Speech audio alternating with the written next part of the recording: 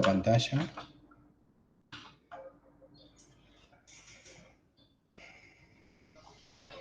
Empezamos con radiación dipolar magnética. Radiación dipolar magnética es la radiación, en principio generada, la habíamos contado un poquitito, por una espira, ¿ok? En donde circula una corriente I. Vamos a esperar que aparezca el dibujito. ¿Está bien? Al principio, cuando empezamos el curso, habíamos comentado, ¿se acuerdan? Algo de que esta corriente, si esta corriente no varía en el tiempo, es un problema de magnetostática, ¿no? ¿Estamos de acuerdo? Sí. Bien. Y sin embargo, en radiación estamos viendo, como una de las consecuencias básicas del análisis que hacemos en radiación, es que vamos a tener radiación cuando las cargas estén aceleradas. ¿Está bien? Entonces, presento este tema así le dan importancia en función de un posible trabajo que hagamos, o no, pero por lo menos para plantearlo bien. Fíjense que acá tenemos un montón de cargas que están haciendo aceleradas. Todavía no empezamos con radiación dipolar magnética, ¿no? Esto es un comentario que hicimos al principio del curso. Acá cada una de estas cargas está siendo acelerada, ¿estamos de acuerdo? Está circulando por acá. ¿Por qué está siendo acelerada? Porque tienen un movimiento circular uniforme. ¿Ok? Sí, ¿cómo tarda así? Sí. Cuando uno graba así, ¿cómo tarda que aparezca en la pantalla? Pero bueno, no importa. ¿Ok? Y sin embargo, el campo producido por esa espira es un campo magnetostático. O sea, no es un campo de radiación. ¿Cuál sería la conclusión? La conclusión sería que la radiación, ¿sí?, que provoca cada una de esas cargas interfiere destructivamente. ¿Estamos de acuerdo? Entonces estaría bueno, como problema, no sé cuán complicado podría ser, mostrar que la interferencia, digamos, total de esa radiación que produce cada una de esas cargas es destructiva, de manera que el resultado final sea un campo no radiativo como es un campo magnetostático.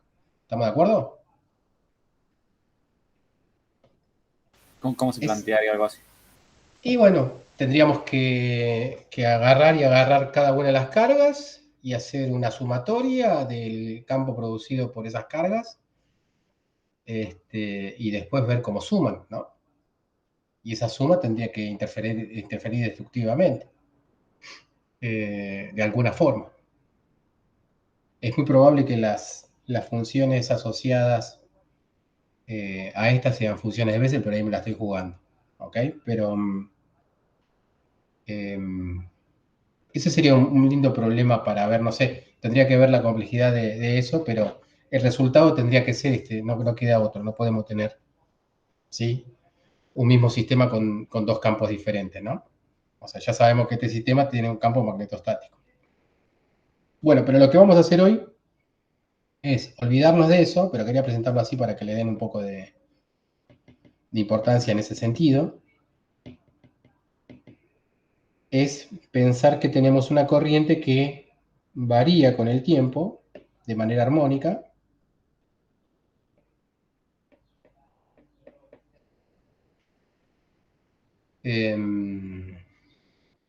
¿Ok?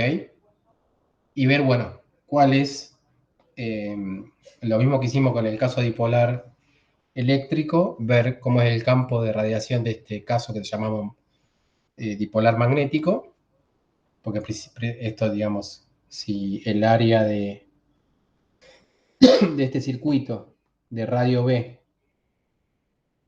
es chiquita, digamos, representa un dipolo magnético, ¿no?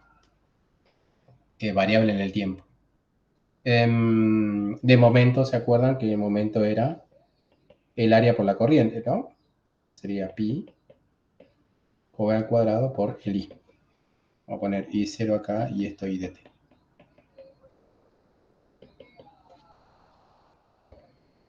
¿Llegan a ver bien las letras o está muy chiquito la pantalla? Se ve, se ve.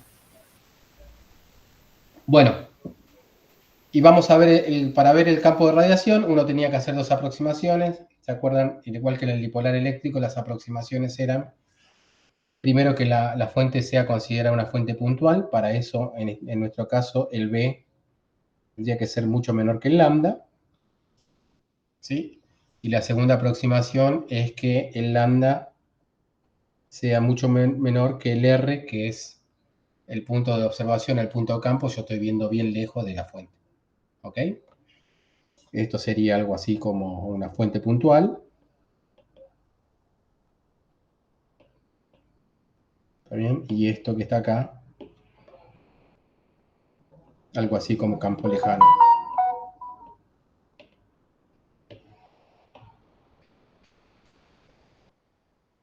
Bien,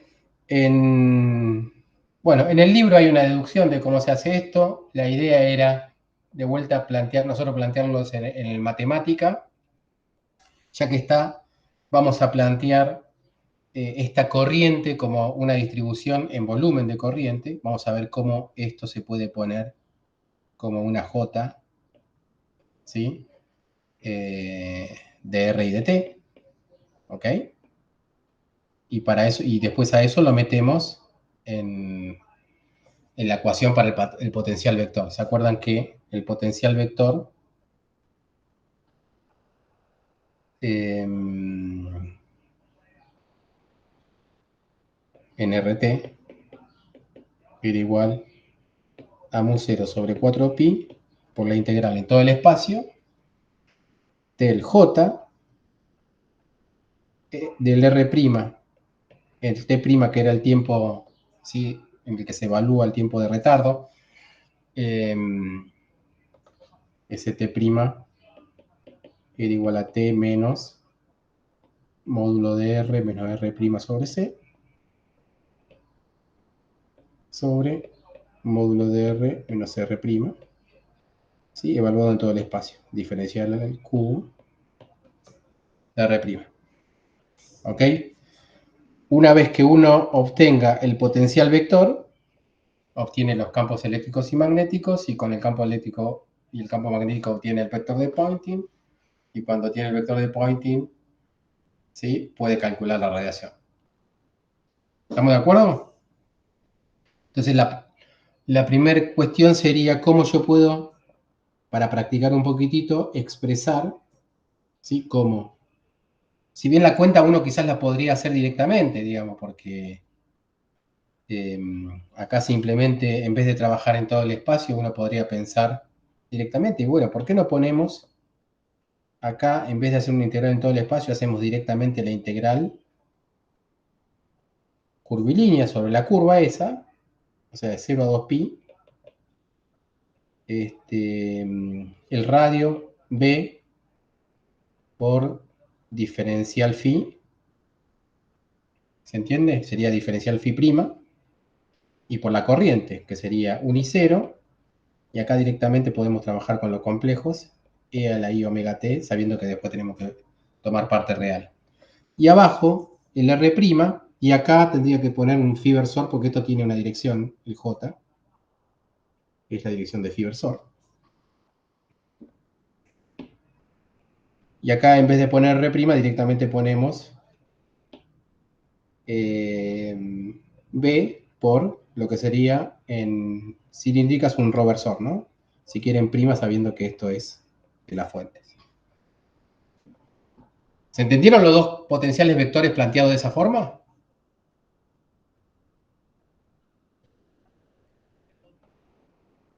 Sí.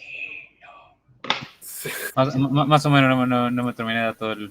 Ok, El no lo hice demasiado rápido quizás. cambio de J y pasa que lo borraste, vale. Entonces, Claro, no sé. bueno, el J, bueno, ese es lo que quería hacer para plantear un poco de distribuciones, plantear un J y no plantear directamente la integral, ¿sí? Y usar la fórmula básica para el potencial vector.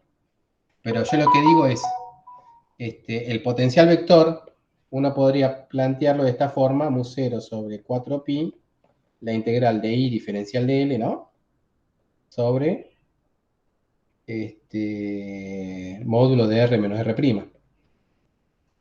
En ese sentido. ¿Está bien? Eso es lo que yo estoy poniendo ahí, siendo quizás un poquitito más específico con las coordenadas. ¿Está bien? Sí. Bien. Esto que está acá sería, bueno, o quizás mejor dicho, esto que está acá sería el diferencial de L. ¿Está bien? Esto que está acá es lo que le da la dirección a la corriente. ¿Está bien? Y esto que está acá sería mi R'. Mi R' va variando con Φ'. Bueno, voy a pasar a otro. Y lo vemos un poquitito mejor. O quizás lo planteamos directamente cómo es la distribución, ahí lo van a ver. ¿Está bien? Pero bueno, también se pueden quedar pensándolo a ver cómo sale. Bueno, la que yo le voy a proponer la que es realmente, ¿sí? Si yo escribo la densidad de corriente en volumen, ¿se acuerda que la densidad de corriente en volumen tiene unidades de corriente sobre área? En principio, esta J va a depender de todas las coordenadas, si no hacemos un análisis de simetría. La pongo así en esféricas. Y esto sería la corriente I, que sería el I0 por, si quieren, L a la I omega t. Una delta, ¿sí? En R que colapsa, ¿sí? En el radio de la espira. ¿Ok? Y un delta de teta que colapsa en pi sobre 2. ¿Ok? ¿Estamos de acuerdo ahí? Sí. Y para que la cosa dé bien, esto tiene que ser dividido por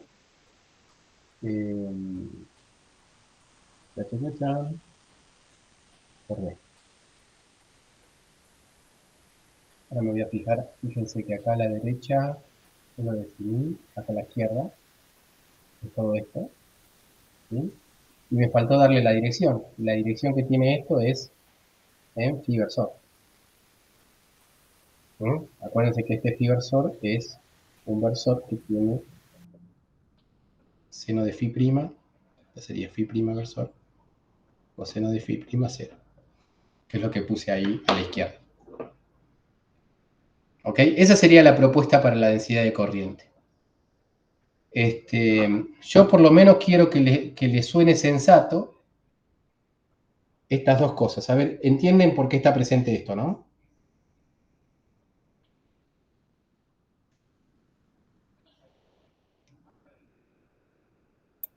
¿Estamos de Sí, acuerdo que esta delta tiene que estar? sí, sí, sí, sí. ¿Estamos de acuerdo que esta delta tiene que estar también? ¿Sí? Porque está en el plano XY. Claro. El plano Claro, XY, sí. en Aquí, coordenadas sí, sí. esféricas, corresponde a un teta de pi sobre 2. Ujú. ¿Ok? Sí. Sí, claro. ¿Mm?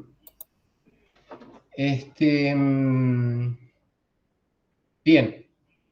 Y esto es la dirección, ¿sí? Que tiene la corriente. Y bueno, y el B que aparece abajo tiene que ver con una cuestión de normalización. ¿Sí? Yo acá a la izquierda vamos a ir ejecutándolo. A ver, primero voy a ejecutar estas cosas que estaban arriba.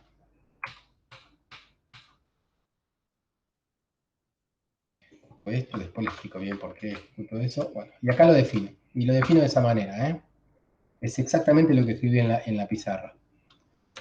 Y a mí, una de las formas para trabajar tranquilo con distribuciones es controlar que la distribución sea correcta para algún ejemplo sencillo.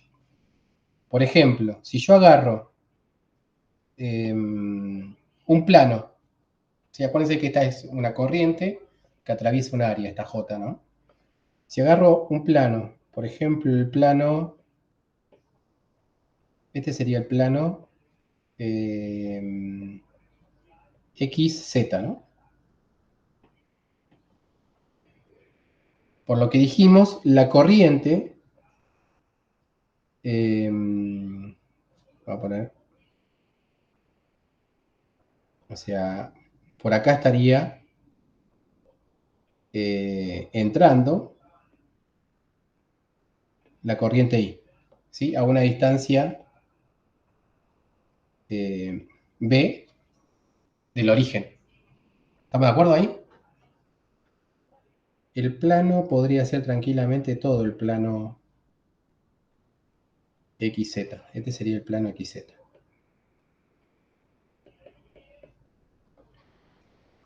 Entonces, si yo tengo esta superficie que tiene como normal sería I versor, ¿está bien? La normal de esa superficie es I versor.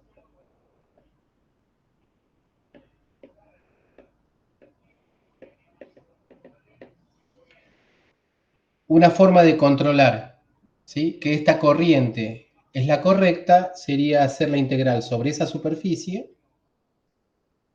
del J por el I versor, ¿sí?, sobre toda esa superficie, si quieren, sobre todo el plano XZ con, o sea, semiplano, XZ sería el semiplano en donde los X son positivos. Si yo hago la integral de mi J, ¿sí? Obviamente acá tengo que poner diferencial superficie. ¿Esto cuánto tiene que dar?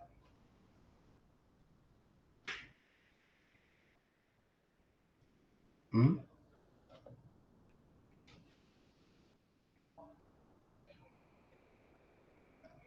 ¿No la corriente? La corriente, claro, tiene que dar I0 por el coseno de omega t, o, bueno, si trabajamos complejo, E a la I omega t. ¿Está bien? Esa es la idea. Y fíjense, también para practicar, fíjense que si describimos a ese plano con coordenadas esféricas, ese plano con coordenadas esféricas, ¿a quién corresponde? Vamos a hacerlo un poquitito más jugoso. Pero entienden la idea, ¿no? De verificar que la distribución es la correcta. La idea de verificar que la distribución es la correcta es siempre tener algún seguro, digamos, para seguir con la cuenta un poco más tranquilo. Entonces, fíjense que esa superficie estaría caracterizada por esta integral. Olvidémonos del J primero.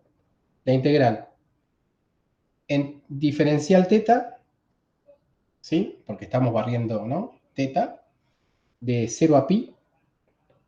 Acuérdense que acá hay un seno de teta acompañando. ¿Estamos de acuerdo ahí? Después, el phi está quieto. Si quieren, podemos tomar phi igual a 0, como tomamos en ese ejemplo, pero podríamos tomar cualquier phi. Pero el phi está fijo. ¿Estamos? ¿Sí? Sí. Y si el phi está fijo, significa, si yo lo miro de arriba, imagínense que yo estoy mirando de arriba, esto sería X, esto sería Y, y el Z está para acá arriba.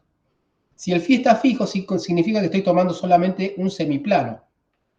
Por ejemplo, si yo estoy eligiendo este phi, esto que está acá no lo estoy tomando. ¿Sí? Porque este correspondería a otro phi. Correspondería a este phi, ¿no? Sería un phi más pi. Así que si yo fijo el phi, estoy fijando un semiplano. Si yo fijo, como hice anteriormente, el phi igual a 0, estoy tomando el semiplano XZ, también, pero donde los X son positivos. ¿Estamos de acuerdo? Sí. Sí, sí. O sea que hasta ahí estamos todo bien. Bien, íntegro en R, 0 infinito. Y acá tendría que poner diferencial R. Y acá, ¿qué tengo que poner?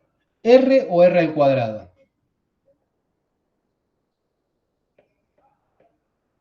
Estoy describiendo una superficie. Ahí tengo que recordar un poquitito cómo era la cuestión esa esférica para describir el diferencial de volumen, el diferencial de superficie. ¿Está bien? Pero acá, digamos, la superficie, en donde phi está fijo, ¿sí? Tiene una base que es... a ver, hagámoslo porque ahí me perdí yo un poquitito. Si yo tengo, supónganse que acá, esto es mi diferencial de teta, ¿no? Esto es teta. Este es R. ¿Está bien? Y yo lo que estoy describiendo es esta superficie, ¿no? Cuando voy barriendo toda la superficie. ¿Está bien? Esto es diferencial de R. ¿Ok? Esto que está acá, fíjense que es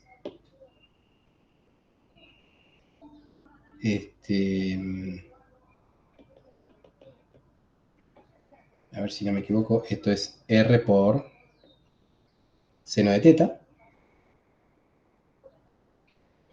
¿Ok?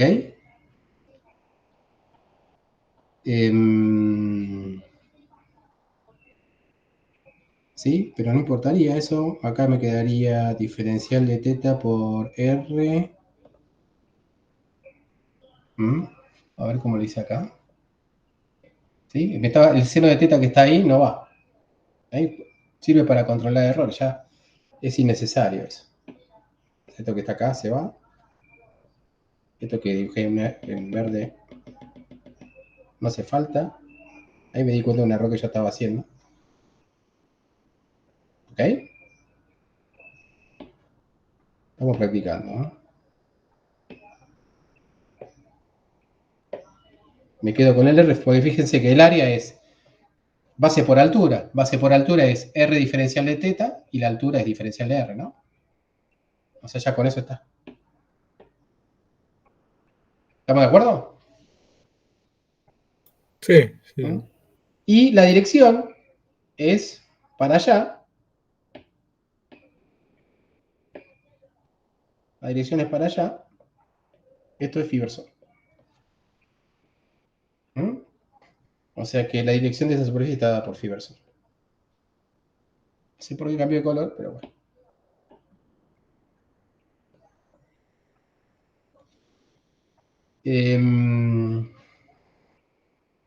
Bien. Y todo eso lo tengo que multiplicar por el J este que yo propuse ahí arriba.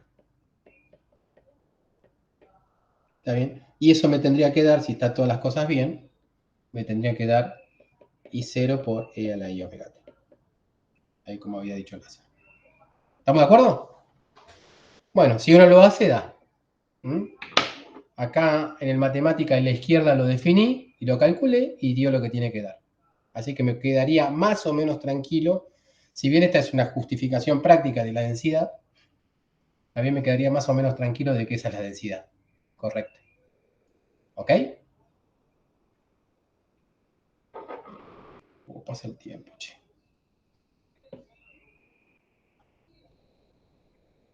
Bueno. Lo ejecuto, me da lo correcto.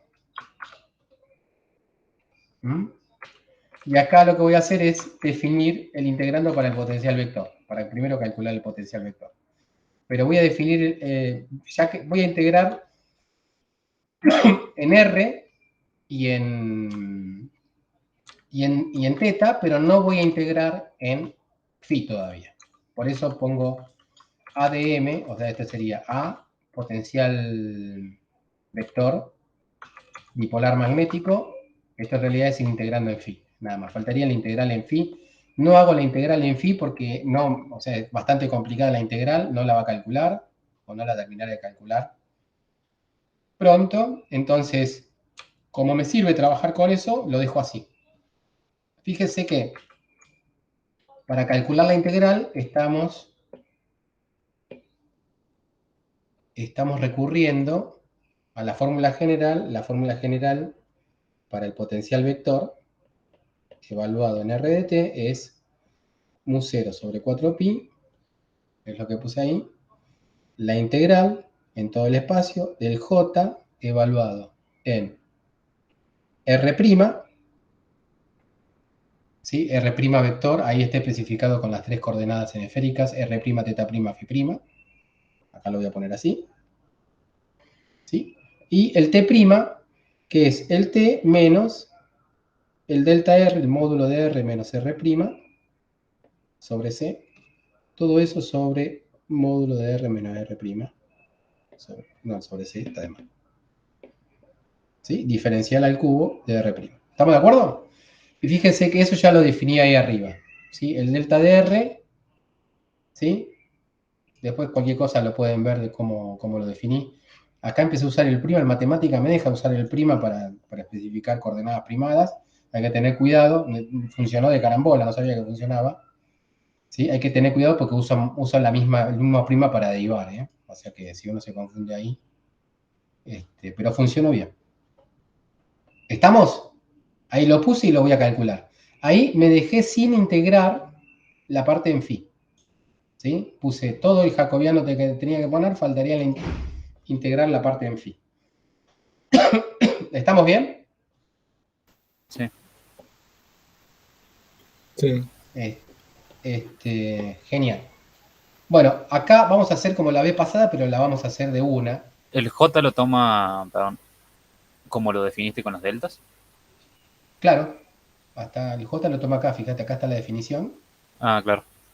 ¿Sí? Y acá lo usa esa definición. O sea, apenas lo iguala acá, está reemplazando lo que está ahí arriba por eso. Claro.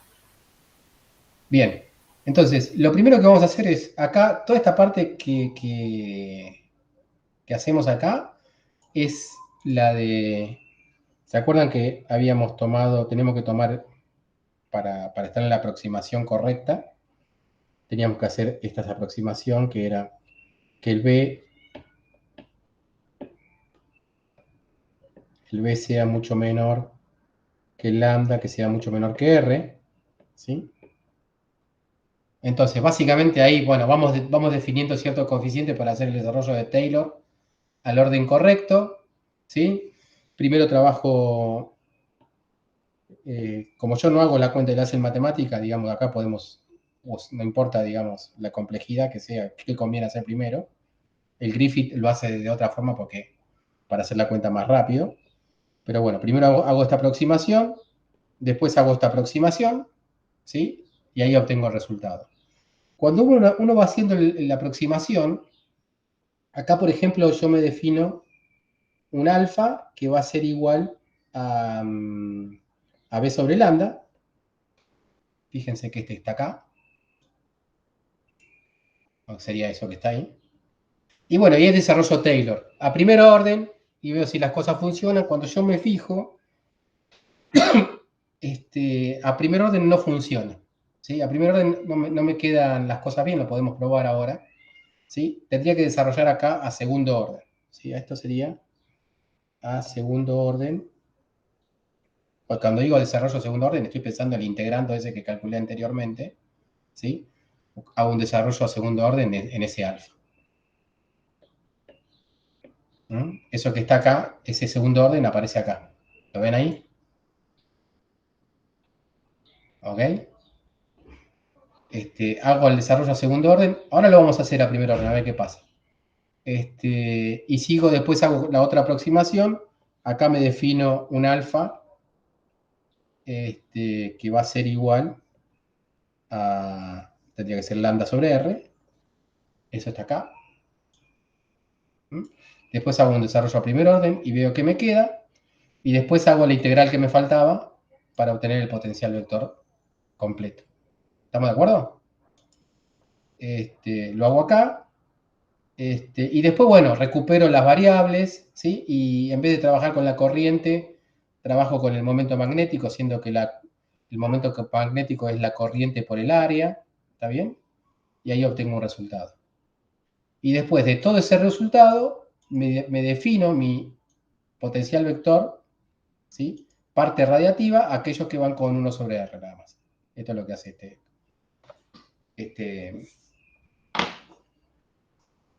ese comando, ¿no? Se queda solamente con la parte que va multiplicando con 1 sobre R. Lo ejecuto de una. ¿Mm? Buenísimo, me dio 0. Ah, no, porque no dice acá. El grupo anterior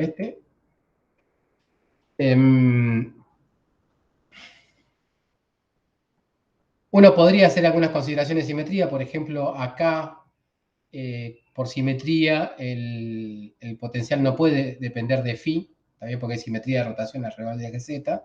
¿Está bien? Pero esa cosa la salteo total. No tengo que simplificar las cuentas para que... ¿Sí? Porque lo estoy haciendo yo.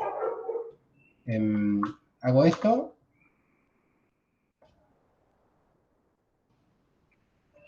No importa lo difícil que parezcan los comandos, lo importante es la idea general. Si uno después quiere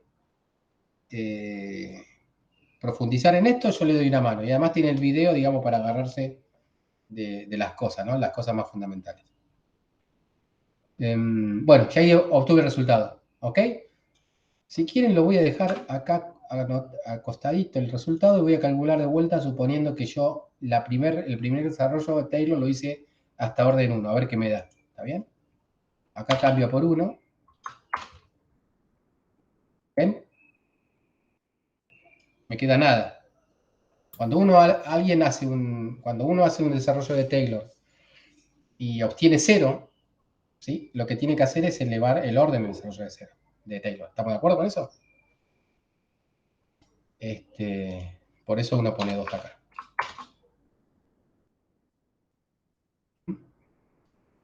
Bien, menos mal que Dios.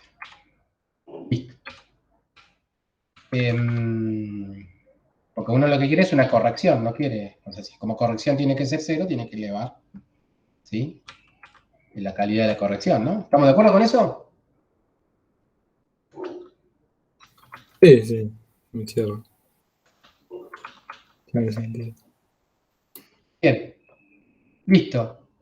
Fíjense, esto que está, este campo que calculamos, potencial vector, está claro que potencial escalar no hay, ¿no? Para que haya potencial escalar uno tiene que tener un ρ, ¿sí? En este caso no tenemos un ρ, variable en el tiempo, ni tenemos un ρ sin variable en el tiempo, no tenemos nada.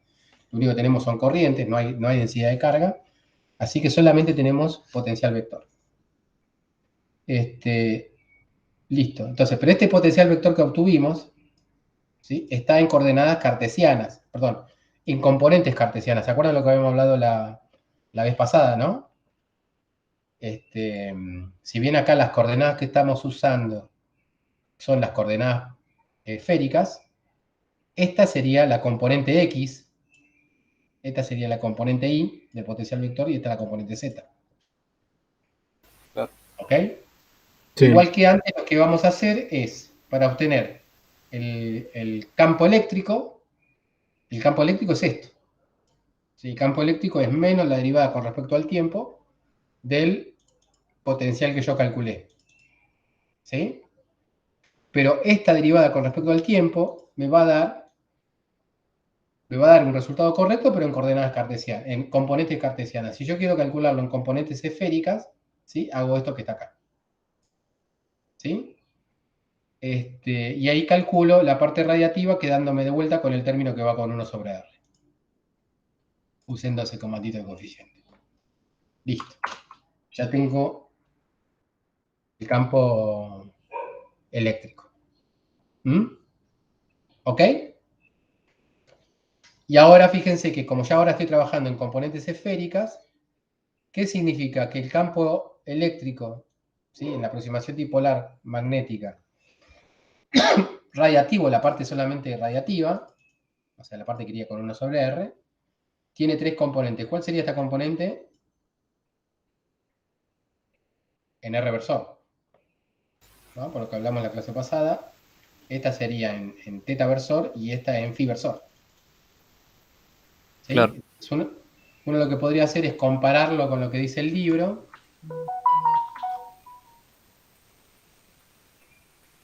Fíjense las aproximaciones acá que va haciendo para obtener el resultado. ¿Sí? Y se fija el campo eléctrico. El campo eléctrico, fíjense que la 1136 está en phi versor, ¿ok? Que es lo que dice eso que está acá. Y bueno, y tiene el seno de teta sobre R, lo que tiene que tener lo otro. Y acuérdense que acá estamos trabajando con complejos, esa es la parte real de eso. ¿Sí? Claro. Y la parte real de eso va con un coseno. Y ahí va con un coseno. O sea que ahí estaríamos bien. ¿Ok? Sí. ¿Estamos? Bueno, ahora vamos por el campo magnético. En el campo magnético hago lo mismo. ¿Sí? Trabajo. Primero, o sea, fíjese que acá, antes de calcular el rotor, transformo el campo. Ahora de esta parte radiativa, ¿sí? La transformo a esférica. Y después le hago el rotor. Le hago el rotor y después calculo, solamente tomo la parte radiativa, hago la cuenta y obtengo acá. No sé por qué acá no me aclaró que acá tendría que dar, si uno simplifica, ¿sí? Tendría que ser 1 esto. Claro. Pero no sé por qué no lo simplificó. Qué raro. Quizás tiene que ver con que, a ver si el phi arriba lo puse como, tendría encima, ves que acá no hay nada raro. El phi es real. Se ve que está cansado de calcular. Pero bueno, acá seguramente si ponemos simplificar también, ahí lo pone bien. ¿Ok? Bien, y esa sería la 1137. En teta versor, fíjese que está en la segunda componente es teta, ¿sí? Y no haría ningún problema, ¿no? Bueno, listo. Entonces vamos a calcular el vector de Poynting. El vector de Poynting es, ¿sí? Primero, acuérdense que las componentes estaban en esféricas, ahora tenemos que pasar en cartesiana porque tenemos que hacer un producto vectorial y la definición de producto vectorial es en componentes cartesianas, ¿sí? O sea que paso, ¿sí? Esto que estaba en componente esférica, la paso a cartesianas. Ahora sí, tomo la parte real. ¿Por qué tomo la parte real? Porque hay que tener cuidado, porque el vector de Poynting es un producto, ¿no? No puede, o sea, como son complejos, uno primero tiene que tomar la parte real, a menos que quiera el promedio temporal. Si quiere el promedio temporal, ahí puede usar ese truco, ¿no? De multiplicar por un cuarto y tomar la amplitud del primero con la amplitud del segundo conjugada más el complejo conjugado. Pero eso si queremos promedio temporal. Si no queremos promedio temporal, y acá estamos en el caso instantáneo, ¿sí? Acá nos queda otra que antes de multiplicarlo hay que tomar la parte real. Este complex span simplemente es para decir que todo lo que no sea el i son reales y hace una simplificación. Bueno, entonces, transformo el campo eléctrico, transformo el campo magnético, hago el producto de esos dos, lo divido por mu0, lo simplifico y a eso lo llamo, ¿sí? Bueno, y eso da un resultado. Y a ese resultado yo lo que hago es pasarlo de vuelta a esféricas, ¿ok? Por eso de vuelta transformo el campo de cartesiano a esférica esta vez, ¿sí? Trabajo sobre ese resultado, ¿sí? Y el resultado que da es este. ¿Estamos de acuerdo? Me perdí un poco en cuántas veces pasaste de coordenadas. Y acuérdate que este producto vectorial, este sería el vector de Poynting, ¿ok? En el primero va el campo eléctrico y el segundo va el campo magnético, ¿no? Ujú. Acá iría el campo magnético. Este significa la segunda salida anterior, sería esto que está acá. Este campo eléctrico, ahí en este momento, antes de llegar a este comando, está en esféricas, en componentes esféricas. Sí. Para hacer el producto vectorial, vos tenés que pasarlo en cartesianas. Ah, Por eso claro, ponés claro. de Entonces tenés que esféricas a transformar cartesianas. los dos en cartesiana y después uno en esférico. Y después volvés a esférico. Ah, Es ok. para practicar, para que lo vean ustedes, vean el funcionamiento. ¿Sí? Quizás cuando tengan 38 años, ¿sí? Un viernes, lo lleguen a usar por alguna X razón. ¿Está bien? Aunque ya ahí va a haber. Bueno, van a haber otras cosas para esto. Bien, obtuvimos, y fíjense que el vector de Poynting ¿En qué coordenada va a estar? En el reversor. Y va a tener esta cantidad, ¿no? Va a ser esta cantidad. Y esto sería el instantáneo.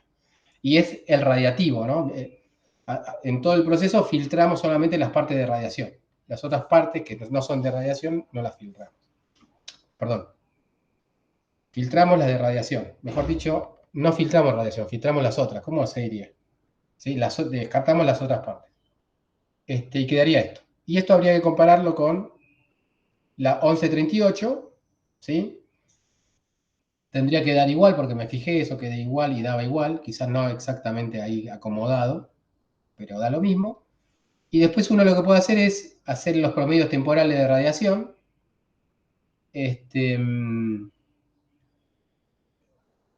¿Ok? Bien. Y listo, con eso ya está. Terminamos la parte de cuenta, digamos, la parte de cuenta. El promedio temporal está claro que es este, ¿no? Tanto para la parte del campo eléctrico, la dipolar eléctrica y la dipolar magnética. Ahora estamos en la dipolar magnética, que sería esta que está acá, que es la 1139. Y esa que está ahí arriba es la dipolar eléctrica. Esta es la eléctrica y esta es la magnética. ¿Ok? En el Ashcroft después hace un análisis de cuál es más importante. ¿Sí? La que pesa siempre más, ¿sí? Es la eléctrica, fíjense, la OC42, ¿sí?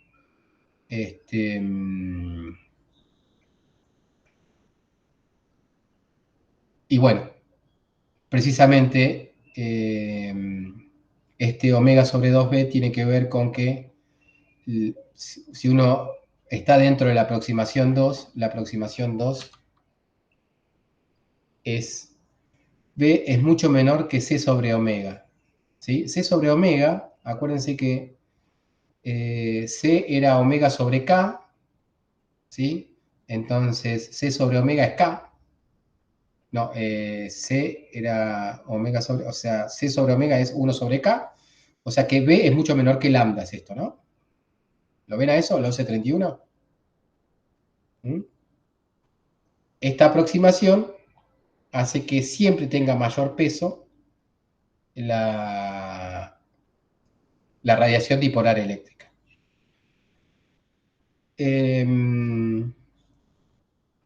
O sea que siempre que haya dos tipos de radiación es la que gana es la dipolar eléctrica. Ahora, si no existe la dipolar eléctrica, ¿sí? O sea, obviamente sobrevive la dipolar magnética.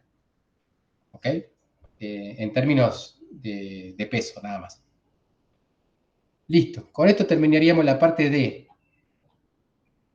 radiación, la más sencilla, que son la dipolar eléctrica y la dipolar magnética. Después, el Griffith lo que hace es un análisis un poco más general de radiación.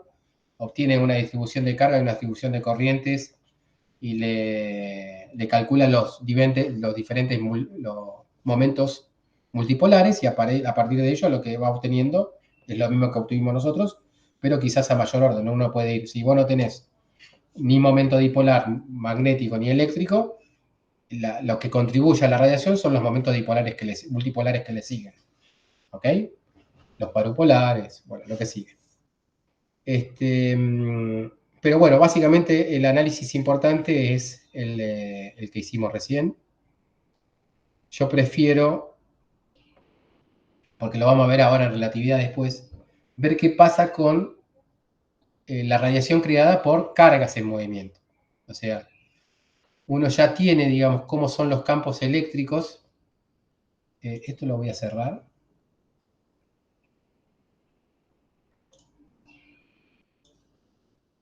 Esto lo podría poner acá. Uno tiene se entiende ahora, la situación es diferente. Ahora, recién vimos la radiación producida por dos distribuciones típicas de carga y corriente. ¿Sí? Una era una carga oscilando, esa era la dipolar eléctrica, y la otra era una corriente oscilando, ¿sí? La dipolar magnética. También es interesante, por lo que vamos a ver después, qué pasa con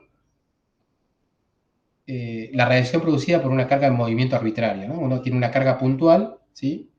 ¿Y qué pasa con con la radiación, o sea, cómo primero que todo, cómo calculamos, o sea, cuáles son las consideraciones que uno tiene que hacer para calcular la radiación de una carga de movimiento.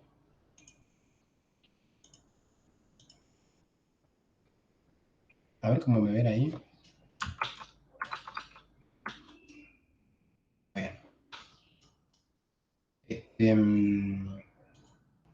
Y bueno, ¿se acuerdan? Acá lo principal era, son muchísimas cuentas las que uno tiene que hacer para obtener los... A ver cuánto se me pone negro. Para obtener los campos eléctricos y magnéticos de una carga de movimiento, ¿se acuerdan que primero teníamos que calcular los potenciales de Wiener-Bieker, el escalar y el vectorial? Después de obtener esos dos potenciales, uno lo que hacía eran dos cuentas muy importantes, ¿sí? Que eran... A ver, dale. Bueno, veo si cuando escribo aparece negro.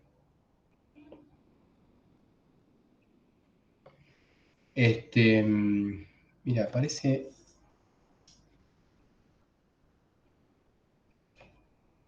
¿Me van siguiendo? Sí, sí. No estoy haciendo las cuentas, estoy explicando más o menos la historia del cuento, ¿no? Ahí está. O sea, uno obtiene, o sea, los potenciales. ¿Se acuerdan que obtuvimos primero? O sea, esto es más o menos fácil de acordarse. El potencial vector era el potencial escalar por, esto era 1 sobre 4 pi epsilon 0, como es mu 0 me multiplico, entonces queda la velocidad sobre c al cuadrado, ¿sí? El p este era el w punto, ¿se acuerdan? La trayectoria estaba aportada por una función w, una omega w, calculada en el tiempo t', ¿no? La derivada. Ese era el potencial vector. Y el t' es lo de siempre, es el t menos el módulo de r menos omega de t'. ¿Se acuerdan que esta era implícita, una ecuación implícita para... y el potencial escalar, que nos costó un poco la cuenta hacer, era 1 sobre 4 pi epsilon 0, el q, sobre el módulo de r menos omega sobre t', ese es el tiempo en el pasado, evaluado en el tiempo del pasado, y un factor de corrección, que era ese factor geométrico que calculamos, ¿sí? Como lo hizo el Griffith, y hicimos el cálculo más así, más serio, usando, bueno, usando un montón de cosas. Y eso daba un factor de corrección que era esto. Acá iba la velocidad, ¿sí? Que es esta que está ahí arriba, por el reversor. El reversor era, vamos a ponerlo así, el reversor sobre C. El R era el R menos W t', el reversor es R menos W t' sobre el módulo de R menos. Eso lo habíamos visto. Ya escribir esto es un lío, ¿eh? O sea, imagínense las cuentas que hay que hacer para obtener el campo eléctrico y el campo magnético a partir de estos potenciales, ¿sí? Uno podría ir en matemática, lo haríamos mucho más sencillo, pero de acá lo central, lo importante desde el punto de vista puenteril, ¿no? Lo importante era saber cómo calcular la derivada con respecto al tiempo del tiempo este de retardo, ¿sí? O del t', y calcular el gradiente, ¿sí? Del T', ¿sí? Saber esto. Una vez que uno calcula eso, lo demás es, ¿cómo se dice? Es voluntad, ¿no?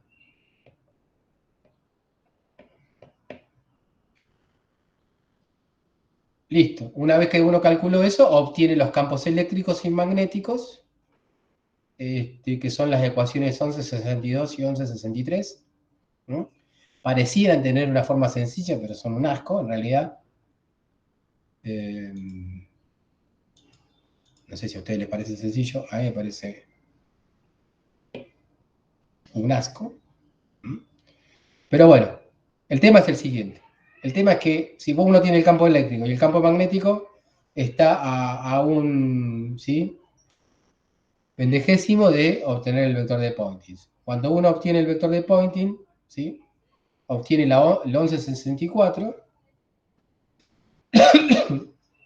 y cuando se queda solamente con las partes que van con 1 sobre R, obtiene el 1166. O sea, acá hay un montón de cuentas que son, comparadas con las anteriores, relativamente fáciles de hacer. No las vamos a hacer, ¿sí? Pero se entiende el caminito, ¿no? Importante que vean el camino. No lo vamos a recorrer, ¿sí? Nos tomamos un atajo y llegamos a el ¿Qué campo sería de el vector radiación. U en ese caso? El U es fíjate que está definido acá entre la 1162 y la 1163, ¿sí? Es esa velocidad relativa, ¿sí? Que había en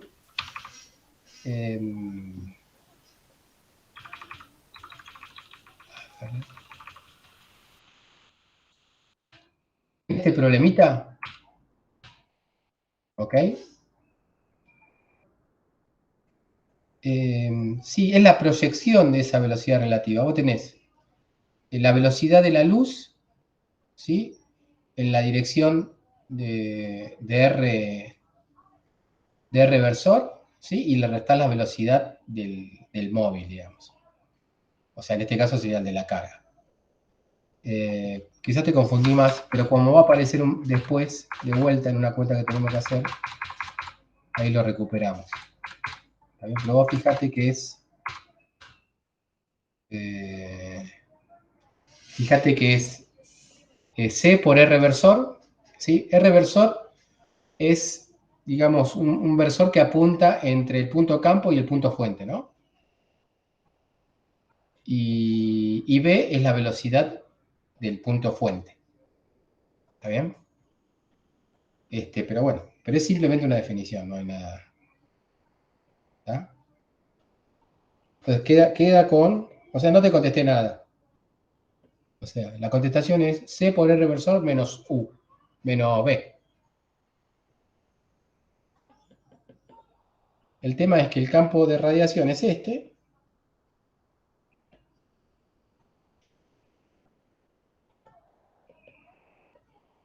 Acá uno podría estar tentado por el vaca menos caballo. Se hace vaca menos caballo acá. Pero antes lo que uno hace es considerar un caso más sencillo para calcular el campo eléctrico de radiación.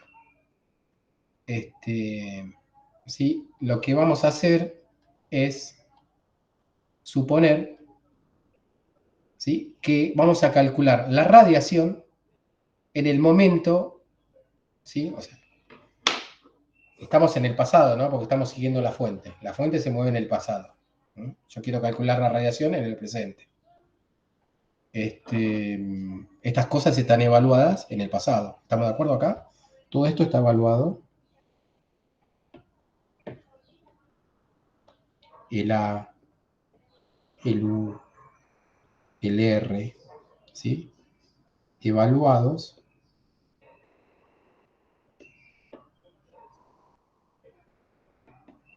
¿Sí? Cuidado que por ahí se mete el T también, por ejemplo. Pero bueno, a ver dónde se mete el T. R es R menos WT'. ¿Está bien? O sea que ahí no.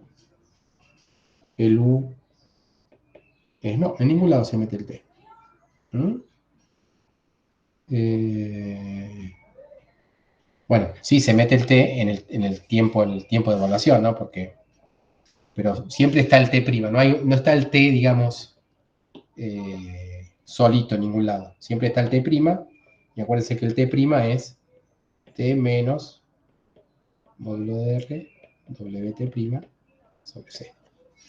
¿Está bien? Acá se aparece el T. Pero no aparece nunca solo. ¿Ok? Esto sería el presente. Y esto es pasado. Bien. Lo primero que uno hace para obtener el primer resultado importante desde el punto de vista físico, que es lo que se conoce como la fórmula del Armor, ¿no?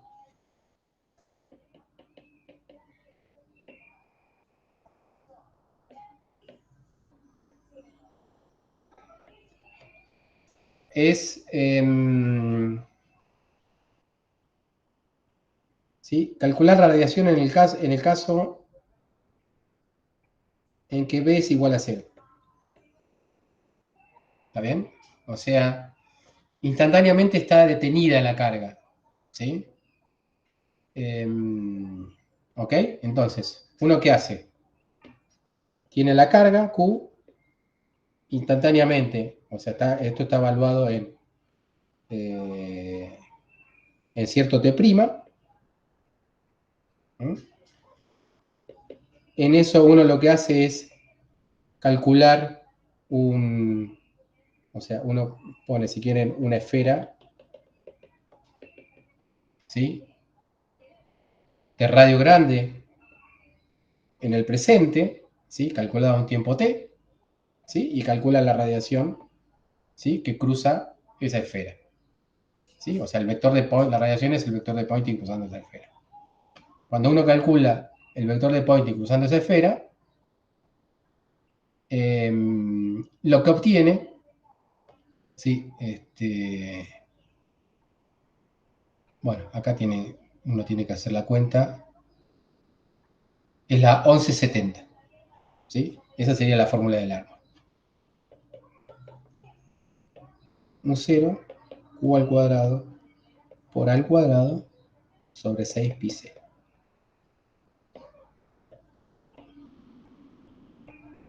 Quizás lo más importante acá para tener en cuenta, fíjense, entre la 1167 y la 1168, ¿sí? Hay un requerimiento, ¿sí? De que la carga esté detenida, ¿sí? Al tiempo TR, o sea, el T' nuestro.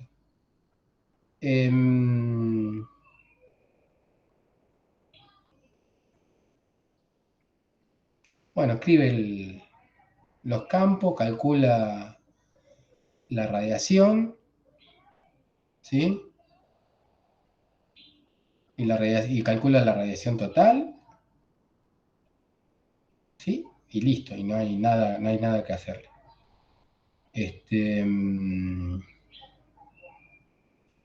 ¿Ok? Bueno, lo que vamos a hacer es ver qué sucede, ¿sí? En el caso, para ir a la expresión más general, qué hay que hacer para ir a la otra fórmula de radiación, que es la más importante y que si queda tiempo la vamos a ver cuando veamos relatividad, ¿sí? Desde otro punto de vista, que es la 1173, que se llama la generalización de Wiener para la fórmula del árbol. ¿Ok? Acá aparece la fórmula, aun cuando la carga tenga velocidad en el momento que uno calcule la radiación. En el momento del pasado en donde uno calcule la radiación. Y para obtener la fórmula general, el Griffith lo que hace es recurrir más o menos a lo mismo que se recurrió para cuando uno calculaba el potencial escalar de Wiener-Biecker. ¿sí? ¿Se acuerdan el ejemplito del tren? O sí, el de la regla que puse yo avanzando para el punto del observador.